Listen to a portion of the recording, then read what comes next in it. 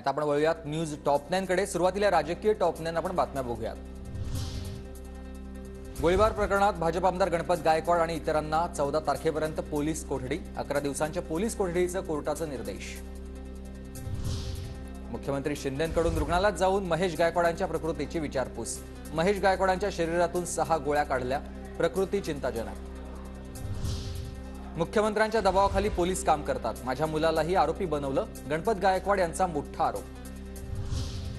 कल्याणमध्ये भाजप आमदार गणपत गायकवाडांच्या घराबाहेर सुरक्षा वाढवली। गायकवाडांच्या घराबाहेर ठाणे पोलिसांची सुरक्षा तैनात। कोणताही अनुचित प्रकार घडू नये यासाठी खबरदारी। भुजबळांचा राजीनामा हे केवळ नाटक, राजीनामा दिल्यानंतरही भुजबळ कॅबिनेट बैठकीत सहभागी। तुमचं काय राजकारण सुरू आहे हे लोकांना कळतंय। राऊतांचा भुजबळांसह सरकारवर हल्लाबोल। त्याला भूमिका सरळ सरळ सरकार विरुद्ध आणि मुख्यमंत्री विरोधी आहे। जेव्हा मुख्यमंत्र्यांच्या विरोधामध्ये एक मंत्री भूमिका घेतो तेव्हा त्याला मंत्रिमंडळातून बरखास्त केलं जातं। हा आतापर्यंतची परंपरा आहे।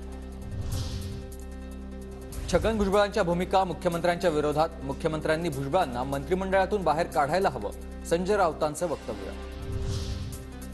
2.5 महिन्यांपूर्वी राजीनामा दिला तरी मंजूर होणार नाही, छगन भुजबळांच्या राजीनाम्यावर आशिष देशमुखांचं वक्तव्य। भुजबळ साहेबांनी 2.5 महिन्यापूर्वी जरी राजीनामा दिला असेल तो मंजूर होणार नाही अशी आमच्या सर्व ओबीसी कार्यकर्त्यांची भावना त्या निमित्ताने नक्कीच आहे।